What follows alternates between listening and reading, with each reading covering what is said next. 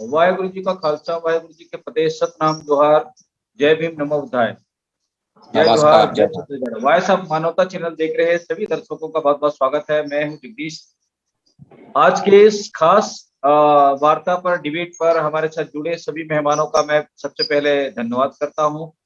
हमारे साथ जुड़ गए हैं एडवोकेट संतोष साहू साहब। बहुत स्वागत है संतोष साहू साहब आज के इस खास कार्यक्रम में। जी धन्यवाद। हमारे साथ फादर याकूब जुड़ गए हैं, उनका भी बहुत बहुत स्वागत करते हैं पत्थलगांव आशादीप से। और हमारे साथ सर्जियस किंडो, प्रदीप सर और करमदास कुर्रे साहब जुड़ गए हैं। इन सभी मेहमानों का मैं धन्यवाद करता हूं और मैं चाहूंगा कि बारी बारी से वो स्क्रीन पे आए और हमारे वॉइस ऑफ अमेरिका का जो चैनल है, वॉइस ऑफ मानवता चैनल, VOM TV चैनल, उस पर अब जो नए मेहमान है वो अपनी आकर के एक एक मिनट में अपना परिचय भी दे दे और उसके बाद हम आज के खास वार्ता को, खास डिबेट को हम शुरू करेंगे। सबसे पहले मैं, हमारे चाचा जी जुड़ गए हैं करमदास जी, उनका भी इस कार्यक्रम में पहली बार जुड़े हैं, उनका भी स्वागत करते हैं और वह सब चैनल, मानवता चैनल में उनका धन्यवाद करते हैं आज के इस प्रोग्राम पे। आपकी आवाज नहीं आ रही चाचा जी। सभी साथियों को मूल निवास जोहार। हाँ, जय भीम, जय मूल निवासी सभी साथियों को सत श्री अकाल, गुड इवनिंग। जोहार जोहार साहू जी। आज की इस परिचर्चा को मैं जो उसका है विषय बताना चाहूंगा कि जो धर्म परिवर्तित लोग हैं उनकी रिजर्वेशन को शासन के द्वारा खत्म करने की तैयारी की जा रही है और इस पर मध्य प्रदेश झाबुआ में एक बहुत बड़ा आंदोलन भी हुआ है वहाँ। और इसको लेकर जगह जगह अभी लोगों, पहली बात तो इस बात की जानकारी हमारे भारत के मूल निवासी लोगों को है भी नहीं और जिनको है भी तो वो ज्यादा पैमाने पर सोशल मीडिया में ये अभी ट्रोल नहीं हो पा रहा है।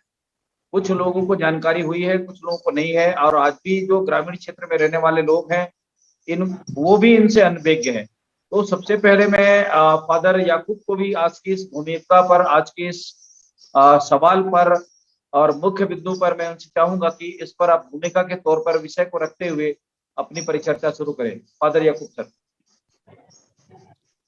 सभी को जोहार और मुझे बोलने के लिए, आमंत्रित करने के लिए धन्यवाद।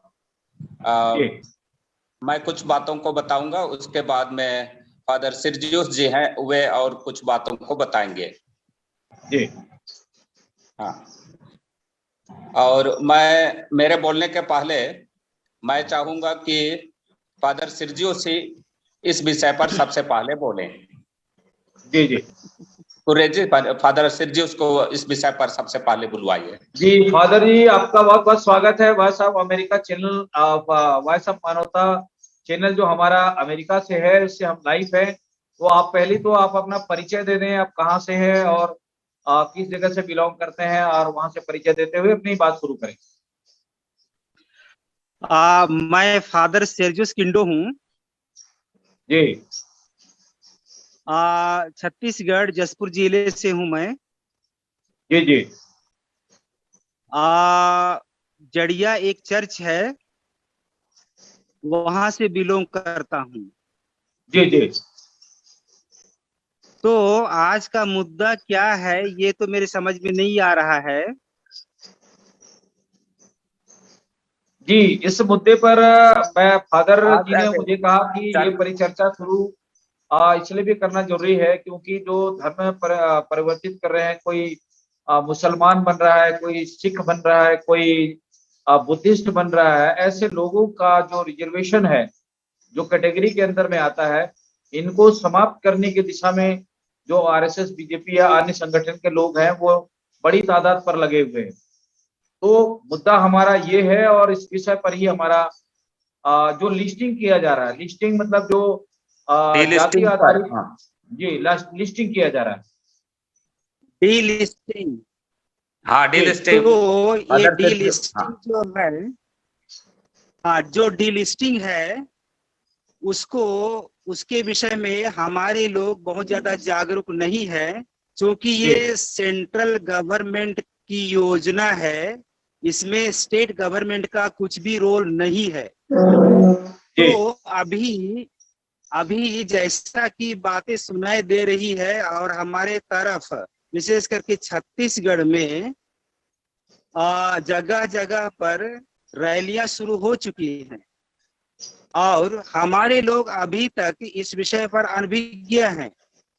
इसलिए मैं चाहूंगा, हालांकि मेरे पास नेट की बहुत कमजोरी है, यहाँ कई बार मैं आउट हो जाऊंगा, तो मैं ज्यादा जानकारी आप लोगों से लेना चाहूंगा, क्योंकि जैसा बातें आ रही है वो बहुत ही डरावना है, खतरनाक है, और सवाल है अस्तित्व का। तो जैसे डी लिस्टिंग में जितने भी शेड्यूल्ड ट्राइब हैं जो धर्मांतरित हैं, उन्हीं को मुख्य रूप से टारगेट किया गया है। और ये लोग यदि टारगेट में आ भी जाते हैं, आएंगे वो तो निश्चित है, लेकिन इसके साथ ही अन्य जो हमारे साथ हैं अनुसूचित जनजाति में, वो स्वतः ही समाप्त हो जाएंगे। तो इसी के विषय में शासन की योजना है कि पहले इनको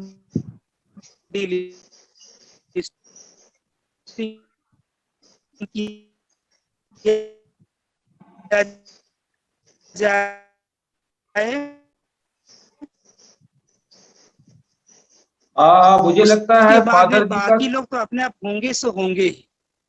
जी हेलो, मेरी आवाज? हाँ जी, आप बोले, आपकी आवाज जल्दी से, आप जो भी बात रखना चाहे वो जल्दी से बता दें। जी हाँ ठीक है, तो मैं यही बताना चाह रहा हूँ, मैं नेट से थोड़ा सा बाहर हो जाता हूँ। मेरी सोच यही है कि इसमें ना केवल धर्मांतरित आदिवासी इसके चपेट में आ रहे हैं, बल्कि जो अपने को तथाकथित हिंदू बोलते हैं, ये लोग भी जल्दी ही डी लिस्ट में आ जाएंगे। तो शासन की यही मंशा है, और मैं ज्यादा जानकारी आप लोगों से लेना चाहूंगा। कुछ ज्ञान हमारे पास है, और आप लोग ज्यादा बताएंगे तो मैं ज्यादा समझ पाऊंगा। जी धन्यवाद। जी बहुत शुक्रिया पिंडो सर, हमारे साथ जुड़ने के लिए। मैं दोबारा फादर से चाहूंगा, याकूब सर से, क्योंकि इसके बारे में उनको ज्यादा समझ है, तो सबसे पहले इस विषय को लेकर के परिभाषित कर दें हमारे अन्य मेहमानों के लिए, ताकि उस विषय पर वो अपनी बात रख सके। तो मैं फादर याकूब सर से चाहूंगा कि इस विषय को लेकर थोड़ा सा डिटेल में परिभाषित करें। कुजूर सर। हाँ, मैं याकूब कुजूर हूँ, पत्थल गांव से हूँ, सामाजिक सेवा का काम करता हूँ। जैसे कि शब्द कहता है डी लिस्टिंग, अर्थात जो भी भारत में आदिवासी रहते हैं उनको लिस्ट किया गया है, लिस्टिंग किया गया है, और विभिन्न कैटेगरी में रखा गया है। किसी को एसटी में रखा गया है, किसी को एससी में रखा गया है, किसी को ओबीसी में रखा गया है। तो अभी यहाँ बात चल रही है डी लिस्ट करने का, और विशेष करके डी लिस्ट करने का जो लोग आदिवासी हैं और धर्मांतरित हैं, आदिवासी हैं और धर्मांतरित हैं, उनको लिस्ट से बाहर निकाल देना। अर्थात जो एसटी के लिस्ट में हैं उससे उनको बाहर निकाल देना, अर्थात वे आदिवासी नहीं रह जाएंगे। ये डी लिस्टिंग का अर्थ है कि आदिवासियों के लिस्ट से जो आरक्षण का लाभ ले रहे हैं उस आरक्षण का लाभ से निकाल देना। हम जानते हैं कि आरक्षण में सबसे पहले बोलेंगे तो शिक्षा में आरक्षण मिलता है, पढ़ाई में कई सुविधाएं मिलती है, नौकरी में सुविधा मिलती है, उसके बाद में प्रतिनिधित्व के लिए वहां पर भी आरक्षण मिलता है। और यही आरक्षण जो मिला जिसके कारण आदिवासी लोग आगे बढ़ पाए, और आदिवासी लोगों में भी ईसाई लोग थोड़ा आगे बढ़ पाए क्योंकि शिक्षित हुए, और शिक्षित हो करके वे अधिक नौकरी पाए, अधिक पढ़ाई कर पाए, प्रतिनिधित्व में तो उतना नहीं हो पाया। तो कुछ लोगों को ये आपत्ति हो रही है कि ये ईसाई हो गए तो इनको ईसाई होने का लाभ लेना चाहिए, अर्थात माइनॉरिटी और अल्पसंख्यक का जो लाभ है उसको लेना चाहिए, और जो आदिवासी का लाभ है उसको नहीं लेना चाहिए। यह कुछ आपत्तियां कुछ लोगों की हैं, और उनको कहा जा रहा है कि जो धर्मांतरित आदिवासी हैं ये लोग दोनों का लाभ ले रहे हैं, आदिवासी का लाभ और अल्पसंख्यक का लाभ। लेकिन अभी तक किसी ने भी अल्पसंख्यक का लाभ नहीं लिया है, सब आदिवासी का ही लाभ ले रहे हैं, पढ़ाई में ले रहे हैं, नौकरी में ले रहे हैं, और प्रतिनिधित्व का जो आरक्षण हमको मिला हुआ है उसको ले रहे हैं जी। और जो विरोध कर रहे हैं उनका मुख्य आरोप यही है कि ईसाई आदिवासी क्योंकि शिक्षित है इसलिए सब नौकरी को ले जा रहा है, और सब नौकरी को ले जा रहा है इसीलिए इनको अभी आरक्षण की जरूरत नहीं है, क्योंकि ये लोग नौकरी किए और थोड़े अच्छी स्थिति में आ गए हैं। लेकिन जो नौकरी किए वही लोग केवल तो अच्छी स्थिति में आए हैं, लेकिन जो गांव वाले जो नौकरी नहीं कर रहे हैं, गांव में रहते हैं, उनकी स्थिति तो आज वही है जो पहले रहते थे। और जो डीलिस्टिंग की बात कर रहे हैं, अगर ईसाई आदिवासी को डीलिस्ट कर दिया गया, आरक्षण से निकाल दिया गया, एसटी कैटेगरी से निकाल दिया गया, तो दूसरी ओर एक समस्या आएगी क्षेत्र में कि वहां डीलिस्टिंग केवल नहीं होगा, डिशेड्यूलिंग भी होगा। ये अभी तो 5th शेड्यूल में हमारा क्षेत्र है, 5वीं अनुसूची में है, और 5वीं अनुसूची में होने के लिए जनसंख्या को आधार माना गया है कि जहां 50% से ज्यादा आदिवासियों की जनसंख्या है वहीं पर उसको 5वीं अनुसूचित क्षेत्र घोषित किया जाएगा।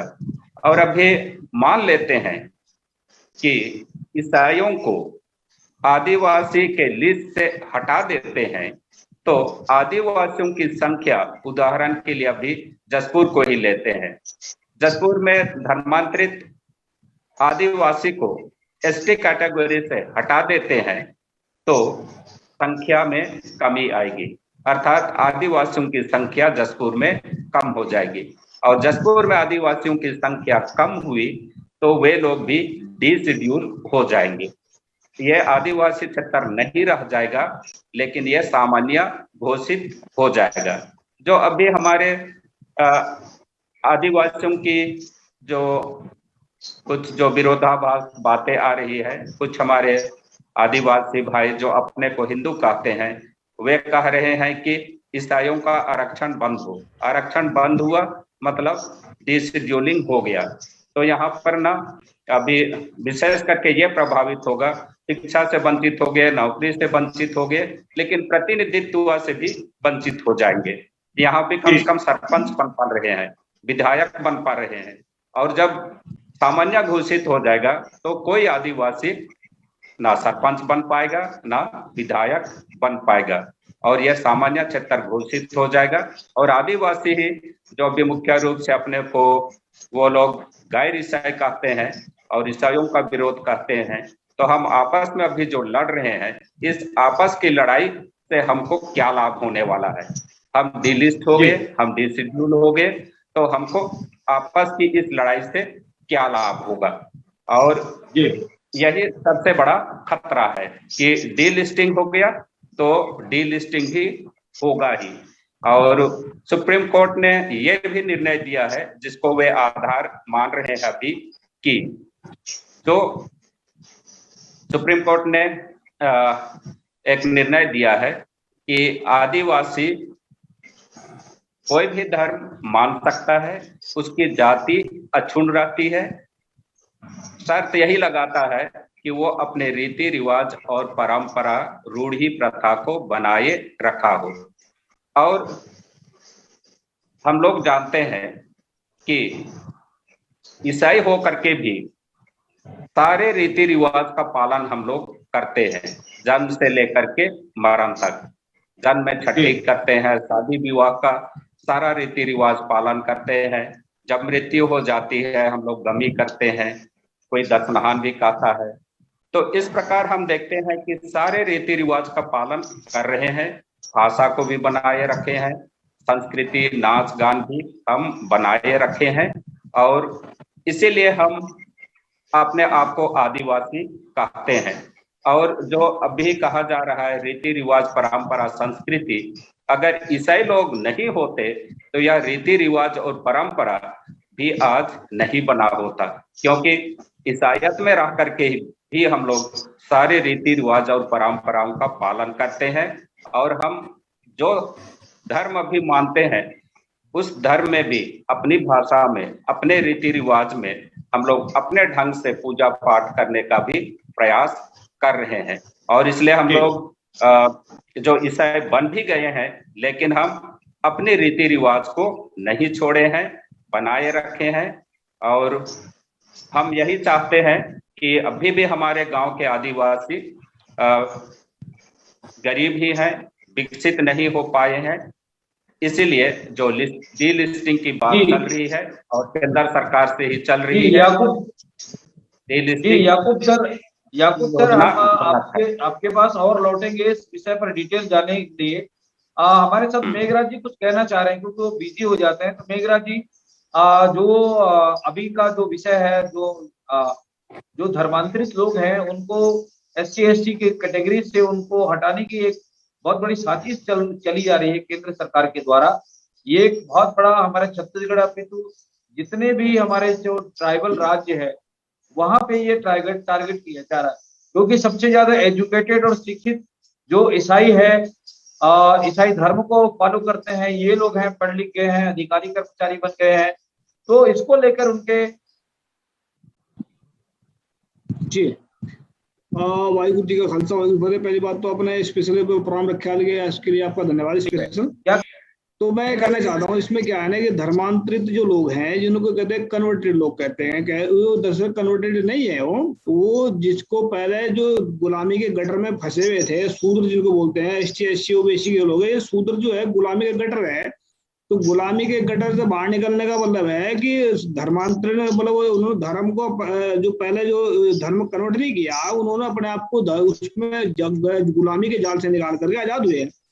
दूसरी बात ये जो बात कर रहे हैं भाई, ये जो उनको कैटेगरी से निकाल रहे हैं, इसमें जो जिन्होंने उसमें ये बात नहीं, इसको तो थोड़ा जो नागपुरी की बात को समझने की कोशिश करें। नागपुर में जो बैठे जो शैतान लोग हैं वो इन दोनों सबको उलझा कर रखना चाहते हैं ताकि इनका असली मुद्दों से ध्यान भटक जाए।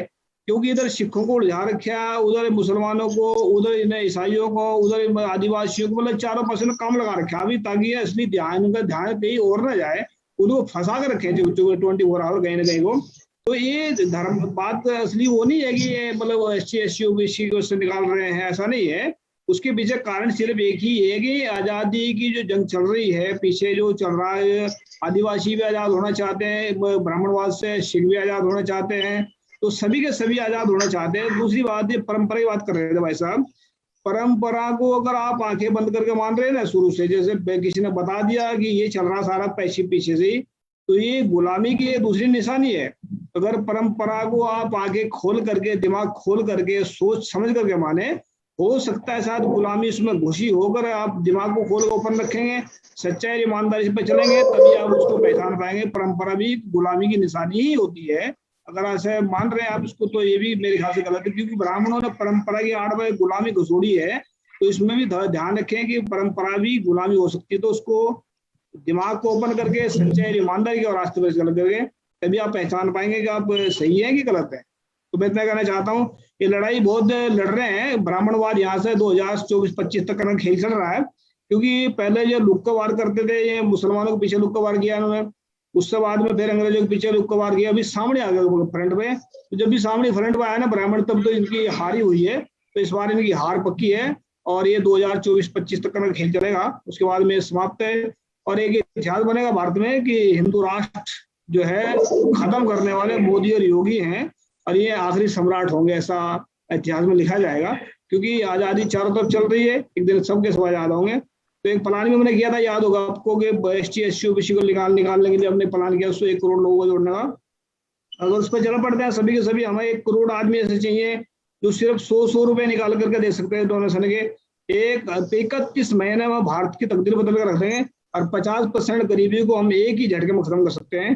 तो एक किसी को भीख नहीं मांगनी है। ST SC OBC के लोग पहलवान हैं, मर्द हैं, मर्द के बच्चे इंसान हैं, जिंदा दिल हैं, तो अपनी खुद की कमाई पर खुद भी कर सकते हैं। तो मैं इतना कहना चाहता हूँ कि आंखें खोल करके, दिमाग को खोल करके सच्चाई ईमानदारी पे चलेंगे तो कोई भी किसी को गुलाम नहीं बना सकता और ना ही किसी का हक मार सकता।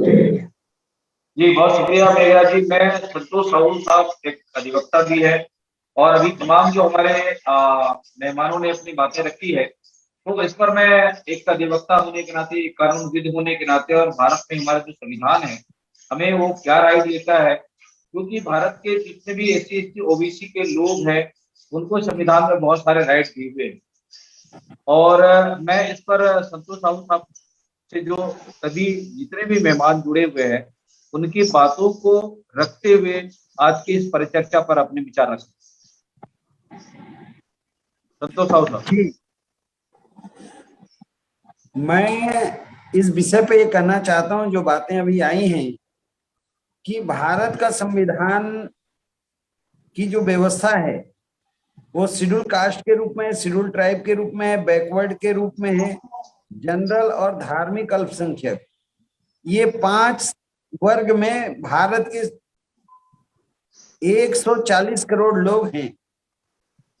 शेड्यूल कास्ट, अनुसूचित जाति की अपनी पहचान है, अनुसूचित जनजाति की अपनी पहचान है, अन्य पिछड़ा वर्ग का अपना पहचान है, सामान्य का अपना पहचान है और धार्मिक अल्पसंख्यकों का भी अपना पहचान है।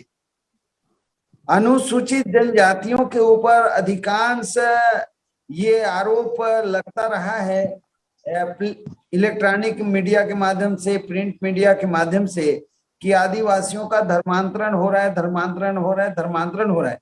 पर भारत में आदिवासी अनुसूचित जनजाति का जो सामाजिक पहचान है और अनुसूचित जनजाति का सामाजिक पहचान आदिवासी है, आदिवासी का संवैधानिक पहचान अनुसूचित जनजाति। भारत के कुल जनसंख्या में 8.5% बताए जा रहे हैं, 8.5%। 140 करोड़ का 8.5% आप निकालेंगे तो लगभग 12 करोड़ 13 करोड़ अनुसूचित जनजाति के भाई भारत में निवास करते हैं। उसमें 850 जातियां हैं और कई जातियों के तो 12 से भी कहीं ज्यादा उपजातियां हैं। ऐसे उपजाति और जाति में बिखरे लोगों को भारत में एक पहचान दिया गया, अनुसूचित जनजाति। अब अनुसूचित जनजाति कौन है, इसका पैमाना क्या है? तो इस देश में जो सामाजिक रूप से पिछड़े हैं, शैक्षणिक रूप से पिछड़े हैं और उन सभी जातियों में समान रूप से भारत भूमि पर ट्रेड ऑफ ट्राइब है, कबीलाई गुण है। कबीलाई गुण के आधार पर, कबीलाई गुण के आधार पर ये चिन्हांकित किए गए। इसमें कहीं भी आर्थिक व्यवस्था का प्रावधान नहीं कि आर्थिक रूप से कोई गरीब होगा, अमीर होगा। जब देश आजाद हुआ उस समय बड़े बड़े इस देश में सामंत रहे और संस्थानिक राजा रहे, पर आज 2-3 पीढ़ी के बाद आप देखें कि इस देश में कितना बड़ा परिवर्तन हुआ। अगर कल कोई बहुत अमीर था और कुछ दुर्व्यसन से अगर आज वो गरीब हो गया तो इसके जिम्मेदार इस देश के लोग नहीं है, वो स्वयं जिम्मेदार है। उस व्यवस्था, उस दुर्व्यसन या अन्य ऐसे गलत रास्ते में अगर हम चले गए और हमारा पतन हो गया तो इसके लिए समाज जिम्मेदार नहीं है। आपका जो सवाल है कि भारत में धर्मांतरण को लेकर, जैसे अभी मध्य प्रदेश में न्यूज में छपा है कि अनुसूचित जनजाति के भाइयों के द्वारा, अर्थात आदिवासी भाइयों ने ये विरोध किया है कि जो ईसाई बन गए उनको हम आदिवासियों का अधिकार उनको बहाल नहीं होना चाहिए, उनको हमारे आदिवासी की सूची से उनको बाहर किया जाए। सभी हमारे अधिकांश वही ले रहे हैं जो ईसाई बन गए हैं या मुस्लिम बनते जा रहे हैं। सवाल यहाँ ये है कि इस देश में अनुसूचित जनजाति को क्या संवैधानिक अधिकारों से आप वंचित कर पाएंगे? अनुसूचित जनजाति का जो परंपरा है, रीति रिवाज है, टोटम सिस्टम है, रूढ़ी प्रथा है। आदिवासी कौन है? अभी आप मुझसे पूछें कि आप आदिवासी हैं? हाँ मैं आदिवासी हूं। आपका टोटम क्या है? अगर मैं अपना टोटम सिस्टम नहीं बता पा रहा हूं तो मैं सचमुच आदिवासी नहीं हूं, क्योंकि जो आदिवासी है वो प्रकृति से जुड़ा हुआ है। चाहे वो वनस्पति के ऊपर उसकी पहचान है या पशुओं के ऊपर उनकी पहचान है या पानी के अंदर जो जीव हैं उनसे पहचान, मतलब प्रकृति के किसी ना किसी जीव जंतु जो भी वनस्पतियां हैं उनसे उनका ताल्लुकात है। वो टोटम के बिना नहीं है। ये आप शेड्यूल कास्ट में ये पाया नहीं जा रहा है ही नहीं है। ओबीसी में टोटम सिस्टम नहीं है, सामान्य वर्ग में टोटम सिस्टम नहीं है, धार्मिक अल्पसंख्यकों में भी टोटम सिस्टम नहीं है। आप सिखों से पूछें आपका टोटम सिस्टम क्या है, हमें पता ही नहीं है। आप मुस्लिम से पूछें कि भाई आपका टोटम सिस्टम क्या है ही नहीं है। ये भारत में सिर्फ अनुसूचित जनजाति अर्थात आदिवासी भाइयों के पास है। और जो अपने परंपरा क्या है, अनुसूचित जनजाति की सूची में जितनी भी जातियां शामिल हैं वो सभी उत्सव जैसे कर्म का नृत्य है, वो क्या है? उत्सव है। कृषि के पश्चात, कृषि कार्यों के पश्चात वो कर्मा का जो नृत्य है वो उत्सव है। उनकी जो परंपराएं हैं, उनकी बोलियां हैं, वेशभूषा है, टोटम सिस्टम है, जीवन शैली है। जब अगर वो ईसाइयत में भी गए हैं फिर भी पूरी तरीके से वो आदिवासियों की संस्कृति का पूरी तरीके से पालन कर रहे हैं। भारत में धर्मांतरण मुद्दा नहीं है। भारत में असल मुद्दा है शिक्षा को लेकर, नौकरी को लेकर, बेरोजगारी को लेकर, बेकारी को लेकर, भुखमरी को लेकर, असमान भूमि के बंटवारा को लेकर। भारत में कुल नौकरियां कितनी हैं? अधिकतम भारत में 2,20,00,000 के आसपास केंद्र सरकार, राज्य सरकार के समस्त सर्विसों को मिलाया जाए तो है। अब भारत की जनसंख्या कितनी है? 140 करोड़। क्या 140 करोड़ लोगों को केंद्र सरकार और राज्यों की सरकार क्या भारत के समस्त नागरिकों को सर्विस दे देंगे? क्या ये संभव है? भारत में प्रति 1 लाख लोगों को चलाने के लिए 139 लोगों की जरूरत है। हाँ, ये बात जरूर है कि यूएसए, अमेरिका जैसे विकसित देशों में 639 व्यक्ति प्रति 1 लाख लोगों के कार्यों को करने के लिए लगाए जाते हैं। अब हमारा असल जो बात है वो हमारा हिस्सेदारी का बात है। बार बार देश में लोग डाइवर्ट करते हैं। चूंकि भारत में लोकतंत्र है, जिन लोगों के लिए भारत का लोकतंत्र वरदान साबित हुआ उनसे आप पूछें। आज भारत के चुनाव प्रणाली को आप देखिए, चुनाव के समय इस देश में किस तरीके से अनैतिक तरीके से चुनाव जीतने का कोशिश किया जाता है। वो आए दिन मीडिया में दिखाई पड़ता है, FIR होते हैं, गिरफ्तारियां होती हैं, सामग्री जब्त होते हैं। किससे छुपा हुआ है?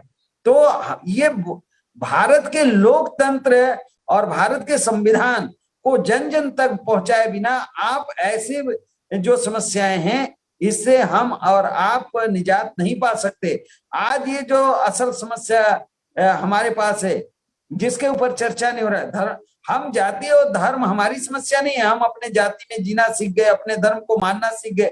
हमारा मूलतः जो समस्या, जैसे अभी अनुसूचित जनजाति की बात है, अनुसूचित जनजाति को जो विशेषाधिकार मिला है भारत में, महामानव डॉक्टर बाबा साहब भीमराव अम्बेडकर जी शेड्यूल कास्ट से थे, वो अपने शेड्यूल कास्ट को जो अधिकार नहीं दिए वो अनुसूचित जनजाति के भाइयों को दिए। आज सेल्फ गवर्नेंस कहां से आया? लैंड ऑफ ओनरशिप कहां से आया? भारत के बजट में जो बजट है उसमें अलग से पहले एलोकेट करें अनुसूचित जनजाति के भाइयों के संख्या के अनुपात में, पहले उनके लिए पैसा जो धन है वो रिजर्व करिए, उनके परंपरा को बचाने के लिए, बोली को बचाने के लिए, जो रीति रिवाज है उनको बचाने के लिए, उनके सांस्कृतिक कार्यों को और विभिन्न बातों को, ताकि वो विलुप्त ना हो, उसमें उसके विकास में कोई बाधा ना है। ये दुनिया में किसी देश में ऐसा प्रावधान नहीं है, सिर्फ भारत में है, भारत के संविधान में है। तो ये बातें अनुसूचित जनजाति के भाइयों के अलावा इन बातों को शेड्यूल कास्ट को जानकारी कैसे हो, ओबीसी को जानकारी कैसे हो, सामान्य वर्ग को भी ये पता हो कि भारत में हम जो जिस वर्ग के लोग हैं, हमको अपने वर्ग के आधार पे हिस्सा मिला है। हमारी जितनी संख्या है वो संख्या के अनुपात में हमें इस देश के समस्त संवैधानिक संस्थाओं पे हिस्सेदारी चाहिए, हमारा प्रतिनिधित्व चाहिए। जैसे अभी 5वीं अनुसूची का बात आया, ये बात सच है कि जिस क्षेत्र में अनुसूचित जनजाति के भाइयों का संख्या 100 में 51% से 72% के बीच में है, वहीं पे 5वीं अनुसूची है। अगर ये जनसंख्या 49% से आ गया, 50 से नीचे आ गया, समय 5वीं अनुसूची समाप्त हो जाएंगी। आप छत्तीसगढ़ राज्य की बात कर रहे हैं, रायगढ़ जिला में मांग हो रहा है कि यहाँ अनुसूचित जनजातियों की संख्या कम है, इसलिए 5वीं अनुसूची हटाया जाए। कई रैली हुए, कई कार्यक्रम चल रहे हैं। ये बात सही है कि हमें हमारा जो संवैधानिक पहचान है उसको समझते हुए हमारे समस्त संवैधानिक अधिकारों को हम समझें, हमारे लोग समझें। अभी 850 जातियां हैं, 850 जाति में आप देखेंगे अनुसूचित जनजाति में कई जातियां विलुप्त होने के कगार पे हैं। आप छत्तीसगढ़ में कई ऐसी जातियों का छानबीन कर सकते हैं, जैसे छत्तीसगढ़ के उत्तरी क्षेत्र सरगुजा, जसपुर, इन क्षेत्रों में कोरवा जनजाति के लोग बहुत बड़ी संख्या में थे। आज आप 20 साल पहले जो संख्या थी, आज जो जिस संख्या में वो हैं, आपको हैरानी होगी कि आखिर लोगों को क्या हो रहा है, कहाँ गए लोग, बड़ी बड़ी बस्तियां कहाँ गई। तो इस तरीके से लोगों को उलझाना गलत है। हमको इस देश में अनुसूचित जाति के रूप में, जनजाति के रूप में, अन्य पिछड़े वर्ग के रूप में, सामान्य के रूप में, धार्मिक अल्पसंख्यक के रूप में जो सुविधा हमें संविधान दिया है, वो संवैधानिक सुविधाओं को हम लोगों को, पूरे देश के लोगों को बताना होगा। और हमारा जो असल समस्या है उससे बार बार हमारा ध्यान हटाने का जो कोशिश किया जा रहा है कि धर्मांतरण हो रहा है। धर्मांतरण अगर भारत में हो रहा है तो भारत में ईसाइयों की कुल संख्या कितनी है?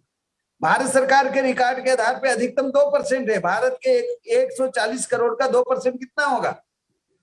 अगर धर्मांतरण हो रहा है, चारों तरफ धर्मांतरण की बातें, तो ये संख्या कितना % में पहुंचा? कितनी बड़ी संख्या में धर्मांतरण कराए गए, उसका रिकॉर्ड कहाँ है?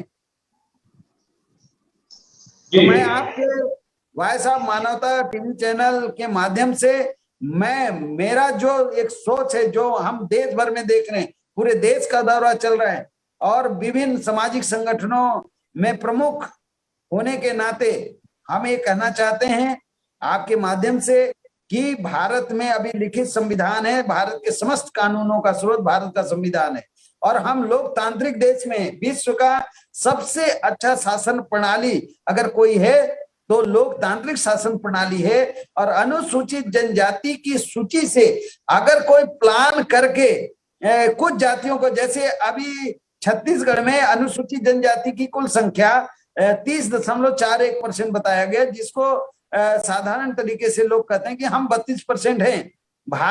छत्तीसगढ़ के 3 करोड़ 20 लाख लगभग जनसंख्या है, उसका 32% अनुसूचित जनजाति के भाई हैं। अगर धर्मांतरण के माध्यम से इसमें से जो बड़ी कुछ जातियां हैं उनको इस सूची से डिलीट कर दिया जाए तो सरगुजा संभाग, बस्तर संभाग में भी 5वीं अनुसूची खतरे में पड़ जाएगा।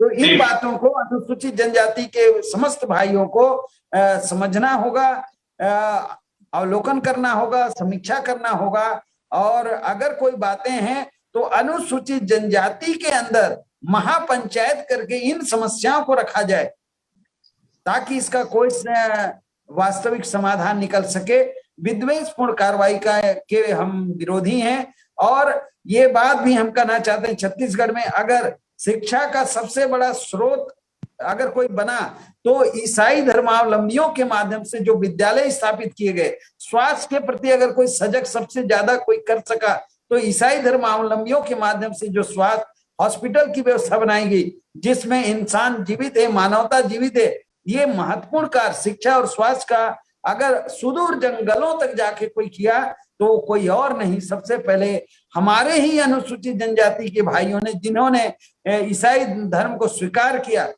ईसाई धर्म अगर हम स्वीकार कर लिए, सिर्फ हमारा पूजा पाठ का तरीका बदल गया, लेकिन क्या हमारे पिताजी बदल गए, हमारे दादाजी बदल गए, हमारा खून बदल गया, हमारा वंश बदल गया? क्या बदल गया? एक तरफ आप छुआछूत बंद नहीं करते हैं, एक तरफ इस देश में कोई अभियान नहीं चलता है कि ये छुआछूत दूर हो, ऊंच नीच दूर हो, असमानता दूर हो। इसके लिए जो संगठन मैदान में सिर्फ धर्मांतरण का विरोध कर रहे हैं, उनके द्वारा ये अभियान चलाया जाए कि जल्दी से जल्दी भारत में जाति की व्यवस्था खत्म हो, छुआछूत खत्म हो, ऊंच नीच खत्म हो, स्त्रियों की गुलामी खत्म हो, हमारा भूखमरी खत्म हो, गरीबी खत्म हो, बेरोजगारी खत्म हो। हम दुनिया के, जब हम गुलाम थे तो हमारा भारत का मुद्रा $1 के बराबर 1 रुपया था, 1 पौंड के बराबर 1 रुपया था। आज आजाद भारत में क्या हालत है हमारा? क्या ये किसी से छुपा है? तो हमें अपने मुद्दे से भटकना नहीं है। अगर लोग भटकाने की कोशिश कर रहे हैं तो वर्गवार हमें अपने अधिकारों की समीक्षा करनी चाहिए। क्या हम कहाँ पे खड़े हैं? हमारे महान पुरखों ने बलिदान इसलिए नहीं दिया कि हम उसको बढ़ा तो पा नहीं रहे, बल्कि उसी में हम आपस में उलझ रहे हैं। इसकी समीक्षा होनी चाहिए। आप मुझे बोलने का अवसर दे, इसके बहुत बहुत धन्यवाद। बहुत शुक्रिया संतोष, एडवोकेट संतोष साहू साहब, आपने संवैधानिक रूप से बहुत अच्छे से परिभाषित किया है। हम आज की इस जागरूकता परिचर्चा पर जो भारत के मूल निवासी लोग हैं, इनके ऊपर जो षड्यंत्र किया जा रहा है, इसको जो भारत के बहुसंख्यक समाज के लोगों को समझने की जरूरत है, उनको जानने की जरूरत है। मैं प्रदीप जी से चाहूंगा कि उनका अगर नेटवर्क सही हो तो अपनी कुछ बातें और डिटेल में रख सकते हैं। प्रदीप जी, हमें सुन पा रहे हैं? मुझे लगता है आपका नेटवर्क जी, हाँ बोलिए सर। मेरी ओर तो नेटवर्क अच्छा नहीं है। अच्छा, हाँ ठीक है, बोलिए, आवाज तो सुनेंगे हम लोग। हेलो जी, आप अपनी बात रख सकते हैं। आप अपनी बात को रख दीजिए, वीडियो नहीं आ रहा है लेकिन बात रखिए। अच्छा, हाँ आप अपनी बात रखिए। मेरी आवाज आ रही? अच्छा सर, देखिए आप जी भी बैठे हुए हैं और मुझे भी ये सौभाग्य मिला आप लोगों के साथ में इस मीटिंग में शामिल होने के लिए। अनुसूचित क्षेत्र या संविधान की बातें जो हम लोग कर रहे हैं, उसमें किस कदर अभी हमारे जशपुर में, मैं जशपुर से बिलोंग करता हूं, इसमें किस कदर हमारे लिए ये एक प्रतिष्ठा और सम्मान की बातें हैं, जिसमें ये बड़े प्रश्न आ रहे हैं ये डीलिस्टिंग का। एक और कहता है कि हम जो कन्वर्टेड लोग, हम कन्वर्टेड तो हैं, दो बात नहीं है, लेकिन जो शेड्यूल ट्राइब का या अनुसूचित जनजाति के जो भी उनकी रूढ़ी वह बखूबी और बल्कि जो अभी हमें इस डीलिस्टिंग के लाइन में या तो फिर इस क्षेत्र में लाने की कोशिश कर रहे हैं, उनके पास कोई ऐसा आधार हमारी तुलना में कम है। तो मैं आप सभी से आग्रह करता हूं कि आप सभी भी हमें इस डीलिस्टिंग की जो समस्याएं हैं, इससे हम कैसे निजात पाएं या कैसे हम इसका विरोध करें, लड़ पाएं, उसके बारे में हमें आप अवगत कराइए या हमें कुछ मार्गदर्शन दीजिए। बस मैं इतना ही कहूंगा। प्रदीप जी, जिस दिन से भारत के संविधान में हमें बहुत सारे राइट दिए हुए हैं और इनकी कोई जो षड्यंत्र है वो कामयाब नहीं होगा। ये बशर्ते ये है कि हमारे SC ST OBC के लोगों को जागरूक होना पड़ेगा, उनको सड़कों पे आना पड़ेगा और अपनी संवैधानिक बातों को रखना पड़ेगा, क्योंकि जो देश में आज हालात हैं उनको उनसे ये समझ सकते हैं कि किस ढंग से SC ST OBC के लोगों के ऊपर, मुसलमानों के ऊपर, अल्पसंख्यक लोगों के ऊपर, सिखों के ऊपर में जो टारगेट किया जाता है, ये कहीं ना कहीं एक इनकी साजिश है। क्योंकि अभी आप देखते हैं कि हर 11 साल के अंदर में सेंसेक्स किया जाता है। उस सेंसेक्स को अभी तक भारत सरकार ने पूरा नहीं किया है। आखिर क्या कारण है कि भारत के ओबीसी का डाटा और SC ST ओबीसी के लोगों का डाटा, जो एक भारत की सामाजिक, आर्थिक और राजनीतिक व्यवस्था के लिए इस डाटा को कलेक्शन किया जाता है और ये सदियों से चला आ रहा है। अंग्रेजों के जमाने से सेंसेक्स किया जाता है, लेकिन ये बड़ी विडंबना की बात है कि इस डेटा से जो भारत की सामाजिक, आर्थिक, राजनीतिक व्यवस्था सुदृढ़ की जा सकती थी, उस डेटा को इस सरकार ने लंबा खींच करके पोस्टपोन किया हुआ है। अभी तक तो सेंसेक्स हो जाना चाहिए था, लेकिन जब आदिवासी लोगों ने, ओबीसी के लोगों ने, अनुसूचित जनजाति के लोगों ने जाति आधारित जनगणना की मांग की, तो इस सरकार के अंदर में एक भय पैदा हो गया, क्योंकि इस भारत की जो आर्थिक, सामाजिक और राजनीतिक व्यवस्था को कौन लोग चला रहे हैं। क्योंकि भारत के अंदर में ओबीसी का पॉपुलेशन कितना है, एग्जैक्ट डेटा क्या है, अनुसूचित जाति का कितना डेटा है, अनुसूचित जनजाति का जाति आधारित डेटा क्या है, इसको कहीं ना कहीं हमारे पास, हमारे लोगों के लिए उपलब्ध नहीं है। तो इससे क्या है कि जिस ढंग से ये टारगेट वाली, जो षड्यंत्र वाली जो बू आ रही है, इसको तो हम लोग समझ सकते हैं जो बुद्धिजीवी लोग हैं, लेकिन कानून ने, संविधान ने, बाबा साहब के संविधान में हमें ये राइट मिला हुआ है कि ये हमारी इस मौलिक अधिकार को, संवैधानिक अधिकार को, हमारा जो आदिवासियत को जो है मूल, उसको ये खत्म करने की जो साजिश रचते हैं, ये कामयाब नहीं होगा, ना हमारे लोग होने देंगे। लेकिन हमारा जो ये परिचर्चा है, किसी भी मेन स्ट्रीम की मीडिया, यहाँ तक कि लोग कहते हैं गोदी मीडिया, किसी ने इस विषय को लेकर कभी छूने की कोशिश नहीं की है, क्योंकि उनको मालूम है कि जो सत्ता शासन में बैठे जो लोग हैं, उन्हीं की चमचागिरी करके उनको अपनी खबरें दिखाना है, अपनी चाटुकारिता कर रहे हैं। तो ये जो भारत का बहुसंख्यक समाज का मुद्दा है, इसको लेकर के भारत की जो बड़ी मीडिया है, बड़े अखबार वाले लोग हैं, ये क्यों नहीं उठाते? आप समझ सकते हैं, क्योंकि अगर ये उठाएंगे तो उनका जो मीडिया है वो खतरे में आ जाएगा, वो शासन के टारगेट में आ जाएगा। तो हमारा जो मुख्य जो आज परिचर्चा है, इसको लेकर हम लगातार, क्योंकि हमारा जो ये चैनल है वॉइस ऑफ मानवता चैनल, ये आप सब लोगों के लिए, ह्यूमन बीइंग के लिए हमारा ये चैनल है, और वास्तविकता को दिखाना और उसकी चर्चा करना हमारा फर्ज भी है और नैतिक दायित्व भी है, और संविधान ने हमें राइट भी दिया है। तो इस राइट के तहत आज हम जो चर्चा कर रहे हैं, तो इस जानकारी को सोशल मीडिया के माध्यम से आज हमारे भाइयों को आप कहना चाहेंगे कि हमारा अपना कोई मीडिया नहीं, जो सोशल मीडिया में हमारे जो लोग हैं अपनी सच्चाई की बात करते हैं, वही हमारा मीडिया है, उसी पर यकीन करें। तो मैं फादर याकूब से फिर से चाहूंगा कि जो संतोष साहू साहब ने अपनी जो बातें रखी है, और उन्होंने भी बहुत डिटेल्स में भी बात कही है, तो जसपुर जिले के अंदर में इतने सारे हमारे जो ट्राइबल्स लोग हैं, जो ईसाई लोग हैं या और भी मूल निवासी लोग हैं, उन लोगों के अंदर में, या हमारे जो जनप्रतिनिधि हैं, जो हमारे नुमाइंदे छत्तीसगढ़ के 28 या 29 आदिवासी MLA और भारत के जो लोकसभा में 131 SC ST OBC के सांसद हैं, इन लोगों के मुंह में ताला क्यों लटका हुआ? ये किस समाज के प्रतिनिधित्व करते हैं? अगर मान लीजिए हमारा राजनीतिक आरक्षण खत्म हो जाएगा, तो क्या वहां पे ये जा करके अपनी बात को रखने के या चुनाव जीत करके जाने की क्षमता रखते हैं? लेकिन आज सोचने की बात है कि बाबा साहब ने जो इन वर्ग के लोगों के लिए जो अधिकार दिया, जैसे कि आपने कहा कि आप पंच बन सकते हैं, सरपंच बन सकते हैं, BDC बन सकते हैं, जनप्रतिनिधि बन सकते हैं, ये किसकी बदौलत है? ये बाबा साहब के संविधान की बदौलत है। तो मैं याकूब सर से फिर से चाहूंगा कि इस बात पर आप दोबारा अपनी बात रखें, और बहुजन समाज के जो लोग हैं, जो भारत के मूल निवासी समाज के लोग हैं, जिनको हम मूल निवासी कहते हैं, उनको जाति के आधार पर विभिन्न जातियों में बांट रखा गया है। उराव का भी 10 उराव हो गए हैं, क्रिश्चियन उराव, हिंदू उराव और ना जाने क्या क्या उराव।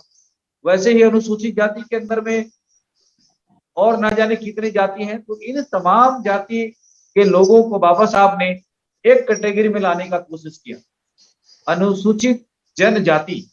तो अनुसूचित जनजाति में जितने भी जाति हैं, उन सब भाइयों को इस एक मंच में आने की जरूरत है। अनुसूचित जाति के जितने भी जाति हैं उनको भी एक साथ आने की जरूरत है। ओबीसी के जितने भी जाति के लोग हैं उन सबको एक होने की जरूरत है। और बाबा साहब ने जो अधिकार इन SC ST ओबीसी के लोगों को आज हम कैटेगराइज करते हैं, ये सब लोग आज भी कहीं ना कहीं अपने राइट और अपने अधिकार से अनभिज्ञ हैं। अगर ये भिज्ञ होते, जानकार होते, तो देश के अंदर में आज ऐसे षड्यंत्रकारी तत्वों को 1 मिनट में उखाड़ के फेंक सकते हैं।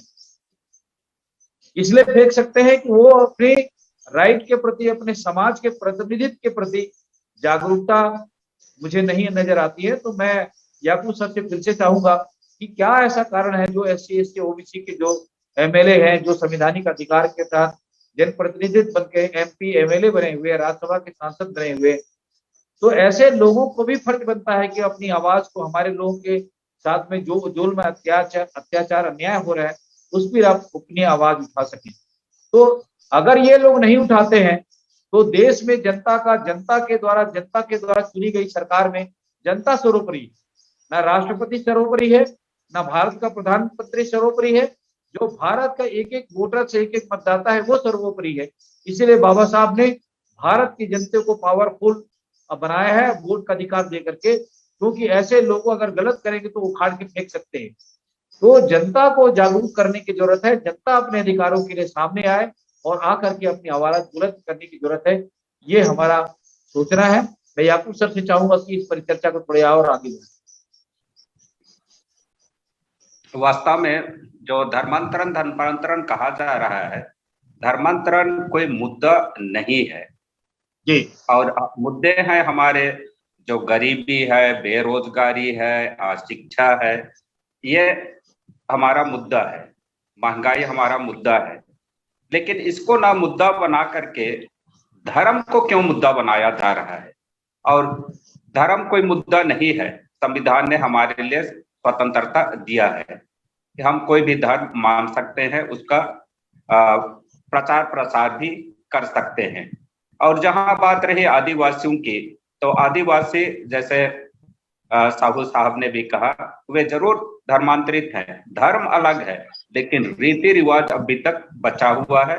और उन्होंने भी स्वीकार किया कि अगर आदिवासी रीति रिवाज को यहाँ विशेष करके देखा जाए, उरांव रीति रिवाज को, कुड़ुक रीति रिवाज को, तो जितना ईसाई आदिवासी बचा करके रखे हैं उतना शायद दूसरे लोग नहीं बचा के रखे हैं।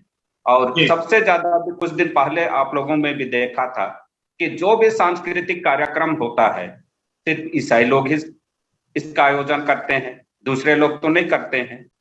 और इसलिए जितना भी ईसाई आदिवासी जो उरांव की रीति रिवाज और परंपरा है उसको बचाए रखने के लिए प्रयास कर रहा है, शायद कोई दूसरा वर्ग और इसको प्रयास नहीं कर रहा है।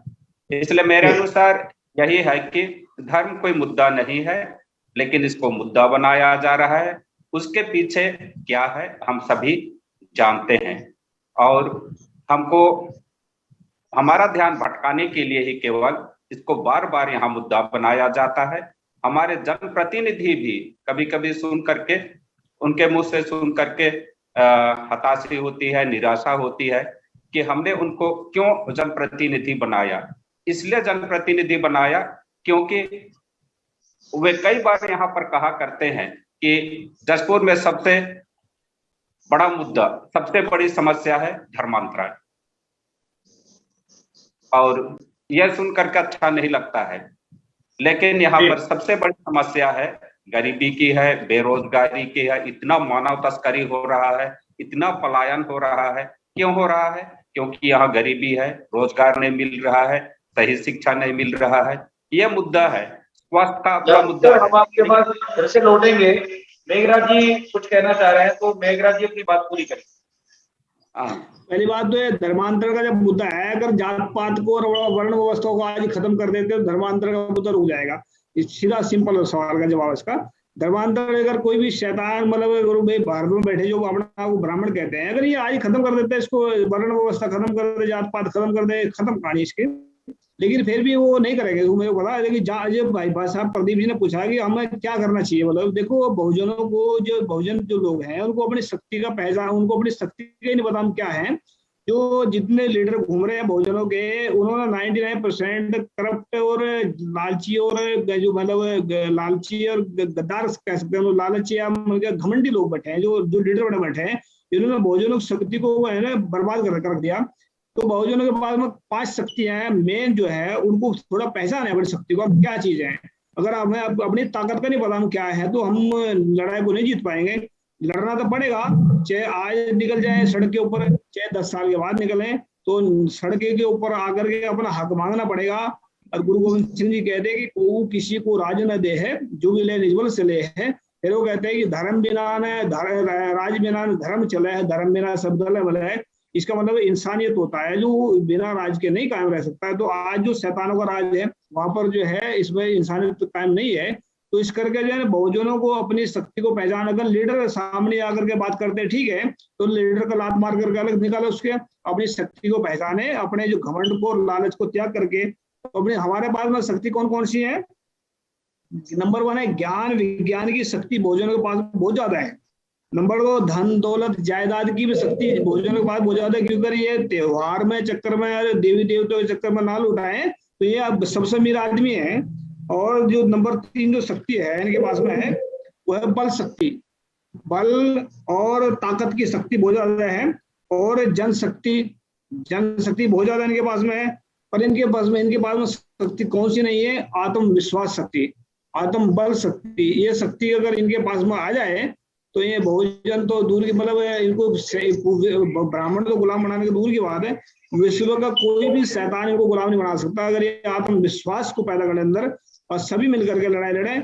लड़ाई तो लड़नी पड़ेगी, और बिना लड़े आप आजादी नहीं हासिल कर सकते। चाहे आज लड़ लें, या 10 साल बाद खुद खुआर करे वो लड़ लें, या वे 50 साल बाद जूते खा लड़ लें, तो लड़नी पड़ेगी। लेकिन उसके बाद में अगर हमारी पीढ़ी बचे, हम तो नहीं हो 50 साल के बाद में, लेकिन हमारी पीढ़ी गुलामी की दलदल में जरूर फंस जाएगी। लेकिन उसके हमारी पीढ़ी गुलामी की दलदल में ना फंसे।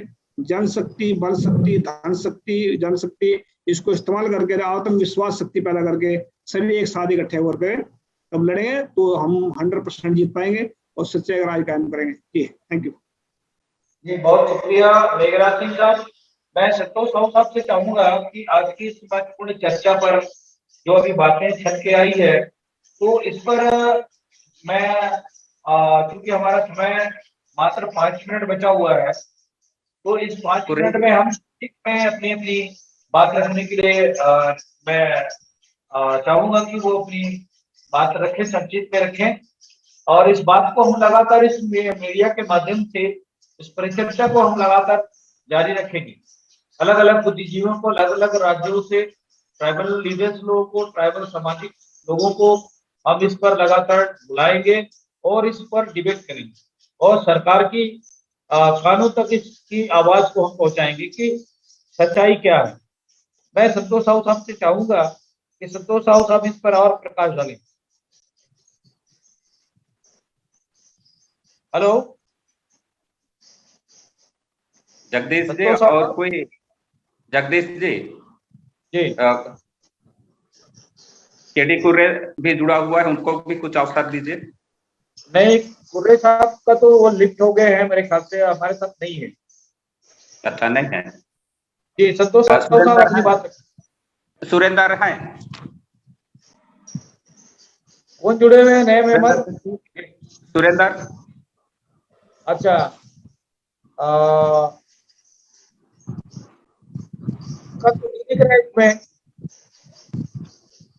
संतोष साहब अपनी बात रखें। अच्छा जी, बोले सर, प्रदीप सर जी, अपनी बात रखें जी। नहीं, मैं इनको बोल रहा हूँ, प्रदीप सर को। सुरेंद्र है या प्रदीप जी है? याकूब सर बोले उनको, आवाज, उनकी आवाज म्यूट है, अपनी आवाज को म्यूट। प्रदीप अनम्यूट कीजिए अपने आप को। और सुरेंद्र, आप लाइन में हैं तो आप अपनी बात को रख सकते हैं।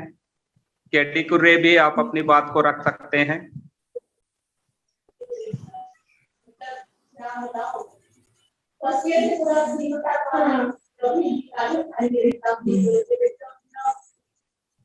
हाँ प्रदीप जी, आप थोड़े शब्दों में अपने बात को रखिए। चलिए आप लोग रखिए। संतोष साहब अपनी बात रखिए, आवाज आ रही है उनके यहाँ से, आवाज आ रही है संतोष साहब जी।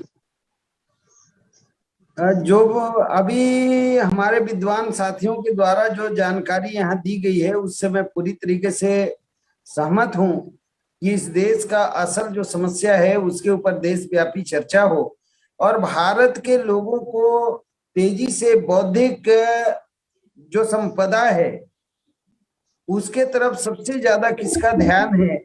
और आज भारत में अगर किसी चीज की कमी है तो तांत्रिक शासन प्रणाली में भारत के लोगों को जानकार लोग जितना ज्यादा जिस देश में है वहां लोकतंत्र उतना ही ज्यादा फल फूल रहा है, मजबूत हो रहा है।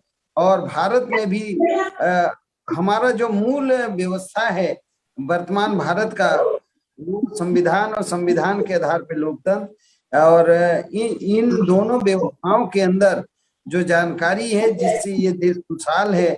हम देश और दुनिया में भारत का नाम बड़ा है, विश्व का सबसे बड़ा लोकतांत्रिक देश हमारा भारत है।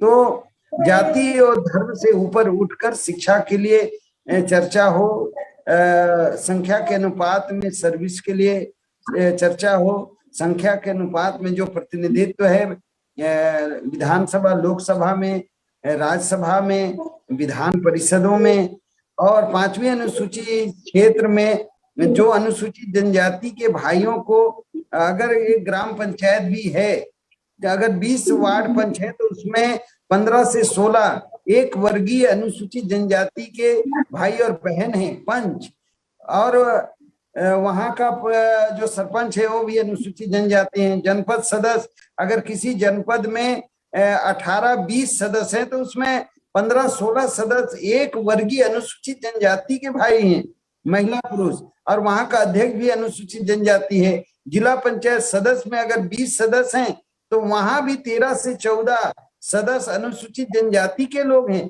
मतलब वहां का जो सामान्य प्रशासन समिति है वो एक वर्गीय अनुसूचित जनजाति के लोग उसका निर्माण कर सकते हैं, चला सकते हैं, और वहां का अध्यक्ष भी अनुसूचित जनजाति है, विधायक भी अनुसूचित जनजाति हैं, सांसद भी अनुसूचित जनजाति हैं। ये 5वीं अनुसूची के प्रावधान के अनुसार ये संवैधानिक जो प्रोविजन है इसका ज्यादा चर्चा होना चाहिए, जन जन तक ये बातें पहुंचनी चाहिए। अनुसूचित जनजाति के लोग बहुत सीधे हैं, सरल हैं, भोले भाले हैं। ये देश और दुनिया मानता है कि अगर भारत में सबसे ज्यादा ईमानदार, मेहनतकश, जो कभी झूठ नहीं बोलते, वो कौन लोग हैं? वो अनुसूचित जनजाति के लोग हैं। ये सीधापन, ये प्रकृति के प्रति विश्वास और प्रेम, ये सब कहाँ से पैदा हुआ? ये बहुत सारी बातें हैं जहां पे महिला और पुरुष में लेस मात्र डिस्क्रिमिनेशन नहीं किया जाता है। आप आदिवासी भाइयों से उनकी परंपरा, रीति रिवाज, जो शादी विवाह वैवाहिक कार्यक्रम है, वहां आप पूछिए कि आपका वैवाहिक कार्यक्रम कैसा है, जहां महिला और पुरुष बराबर समझे जाते हैं, लड़के और लड़की में लेस मात्र फर्क नहीं किया जाता। ये बहुत सारी जो विशेषताएं हैं वो भारत में सिर्फ अनुसूचित जनजाति के भाइयों के बीच में अभी भी विद्यमान है। जो भारत की मूल जो व्यवस्था है वहां से अभी तक वो आया है और वो सुरक्षित है, संरक्षित है। तो देश भर के जो अनुसूचित जनजाति के भाई हैं, मैं आपके माध्यम से अपील करना चाहता हूं कि हम जाति और धर्म से ऊपर उठकर सिर्फ अनुसूचित जनजाति की बात करें, अनुसूचित जनजाति की हिस्सेदारी की बात करें, और इस देश में जो नौकरी है, जो हमारा आरक्षित सीट है, जो प्रतिनिधित्व है, कुल जनसंख्या का भारत में हमारा हिस्सेदारी कितना है, कितना हमें मिला, कितना मिलना बाकी है, कुल नौकरियां भारत में कितनी है। हमने पूर्व में कहा कि 2,20,00,000 के आसपास भारत की कुल नौकरियां हैं। भारत की जनसंख्या कितनी है? 140 करोड़। तो ये जो जानकारी है ये लोगों तक जाए।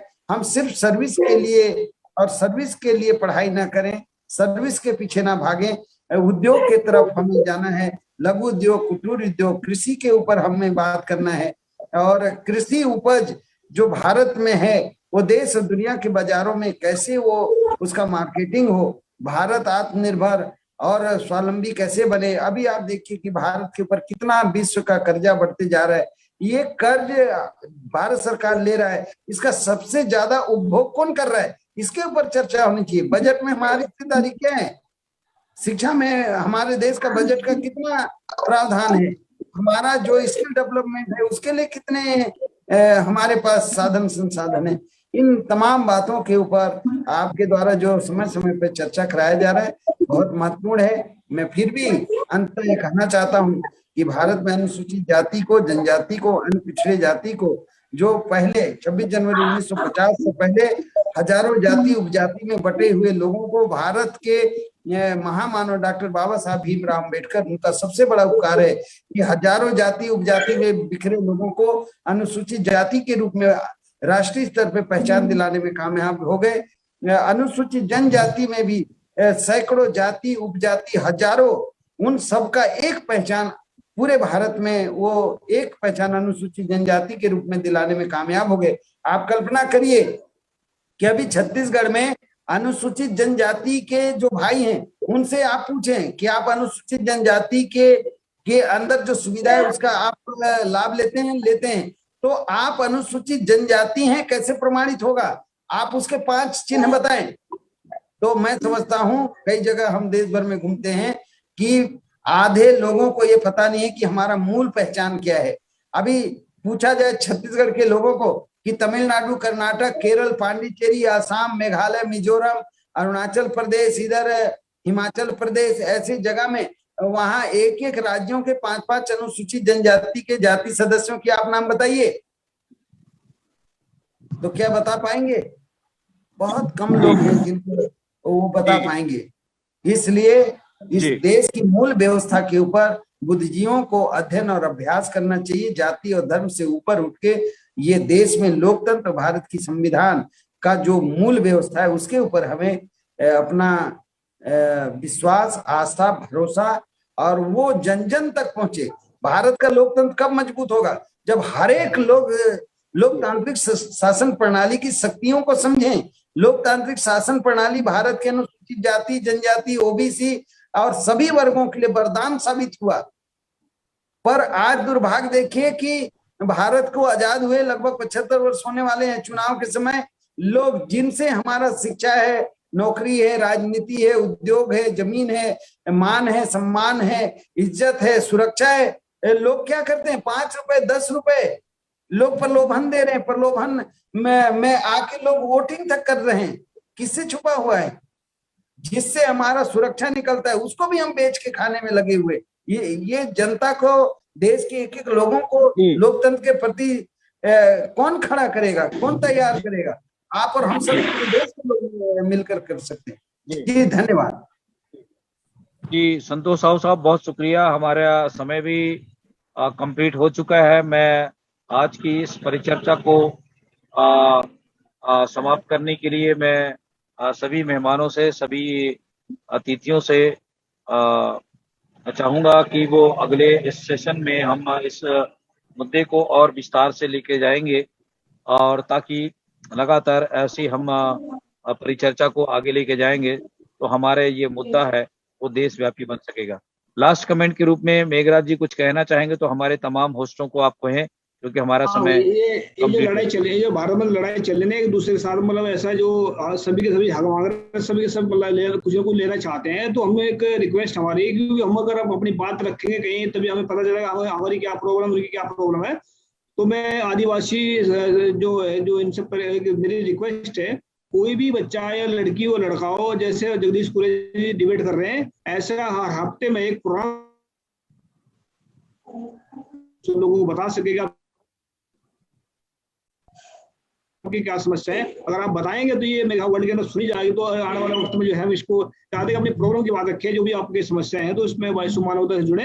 ये केवल सिखों का नहीं है, किसी का नहीं है, ये पूरे वर्ल्ड के लोगों का। वाइस मानवता का मतलब है इंसानों की आवाज। अब इंसान तो सभी है, चाहे वो मुस्लिम है, सिख है, जैन है, सभी इंसान है, तो इंसानों की आवाज, तो अपनी आवाज के लिए आप जुड़े इससे वाइस मानवता में। इतना कहना चाह रहा हूँ। Thank you. याकूब सर कुछ कहना चाह रहे हैं? Last comment. कि जो आदिवासियों की बात हम लोग कर रहे हैं और आदिवासी को बचाना है, कह रहे हैं आदिवासियत को बचाना है, लेकिन जो जितने भी शासकीय योजनाएं हैं, ये शासकीय योजनाएं तो आदिवासियों का विनाश करने के लिए ही बनी हुई है। अभी देखिए, अभी जसपुर में भारतमाला रोड बन रहा है, सिर्फ जसपुर में 2 रोड क्यों बने और दूसरे जगह कहीं 2 रोड नहीं बन रहा है? और यह भारतमाला रोड शहर क्यों ना घुसे, गांवों को ही क्यों उजाड़ के ले जाए? गांव उजाड़ जाए, खेती उजाड़ जाए, पर्यावरण उजाड़ जाए, तो इस प्रकार का विकास क्यों? और जसपुर में ही 2 रोड क्यों बनेगा और दूसरे जगह ये रोड नहीं बन रहा है? और यहाँ जनसुनवाई की अभी बात हुई है, 5वें अनुसूचित क्षेत्र है, 5वें अनुसूचित क्षेत्र में ग्राम सभा होना है, तो यह जनसुनवाई यहाँ नहीं होना चाहिए। मैं ये आपके चैनल के माध्यम से बताना चाहता हूं कि जनसुनवाई को रद्द किया जाए और हर गांव में ग्राम सभा किया जाए। जी, इस विषय पर भी हम और एक अगला सेशन चालू करेंगे और ताकि इस पर खास डिटेल में इसकी चर्चा की जा सके।